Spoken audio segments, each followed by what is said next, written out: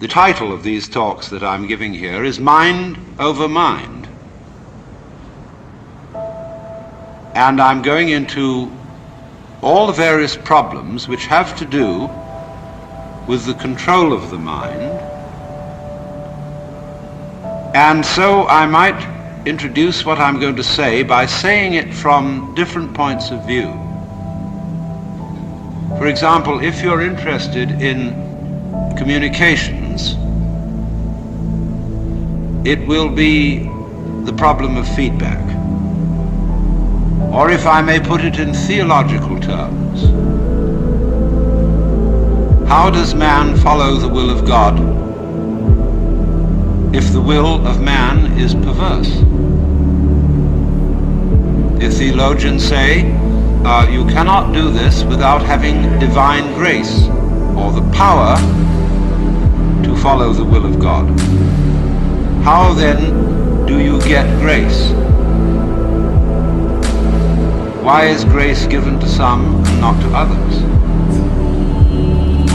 If I cannot follow the will of God by my own effort because my will is selfish, how will my will, which is selfish, be transformed into an unselfish will? If I cannot do it because I am already the selfish will, then grace must do it.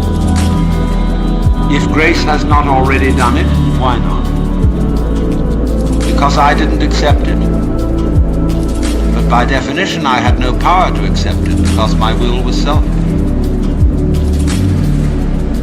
Must I then become a Calvinist and say that only those people who are predestined to receive grace will be able to live the good life?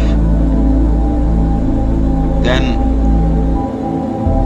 we come back to the inadmissible position that people who live evil lives and do not get grace because they are not predestined to it out of the infinite wisdom of the Godhead, then God himself must be held responsible for their evil deeds. And so that is a nice little tangle. If I put this in the language of Oriental philosophy and religion, it would be something like this.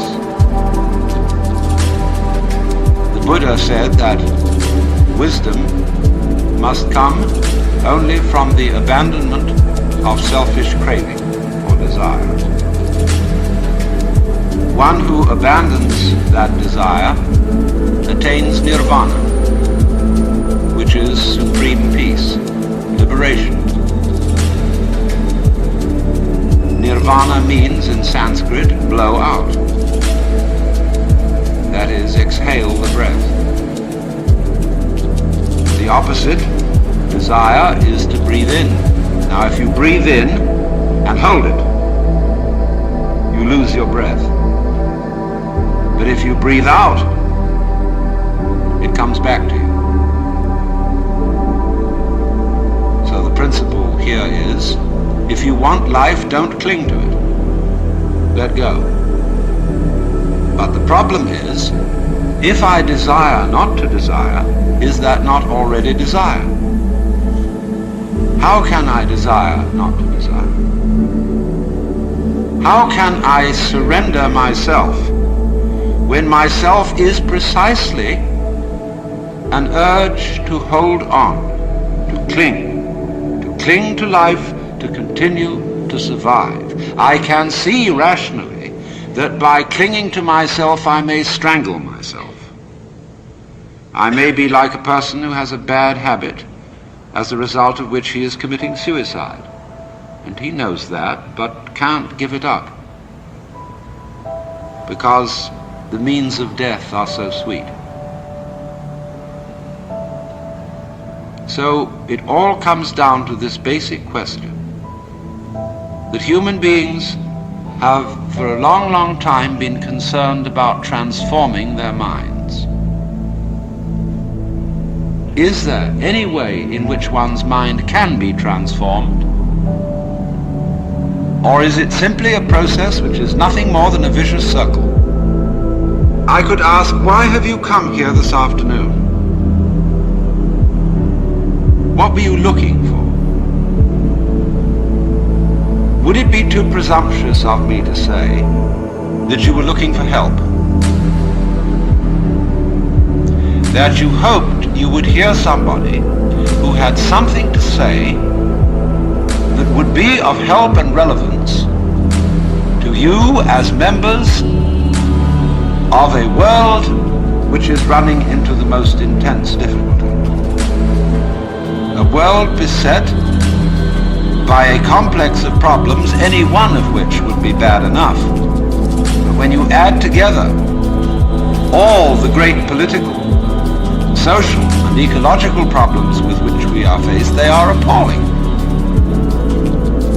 And one naturally says, the reason why we are in such a mess is not simply that we have wrong systems for doing things, whether they be technological, political, or religious, but we have the wrong people.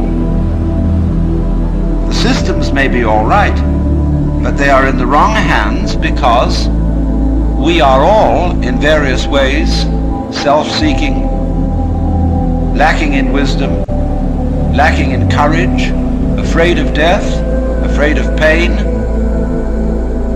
unwilling really to cooperate with others, unwilling to be open to others. And we all think that's too bad. It's me that's wrong. And if only I could be the right person.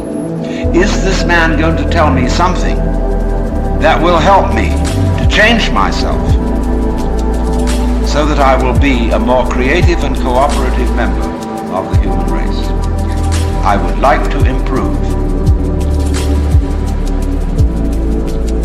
So in so many people's minds and from so many different angles, there is this urgent feeling that I must improve me.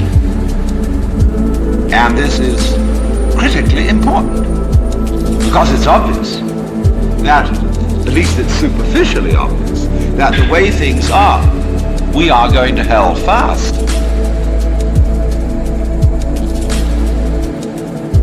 Now in this question, can I improve me? There is the obvious difficulty that if I am in need of improvement, the person who's going to do the improving is the one who needs to be improved. And there immediately we have a vicious circle. All right, you want grace? Well, ask God, maybe he'll give it to you. And the theologian will tell you, yes, God gives his grace freely. He gives it to all because he loves all. It's here like the air. All you have to do is receive it. Or a more orthodox, a Catholic Christian would say, all you have to do is to be baptized.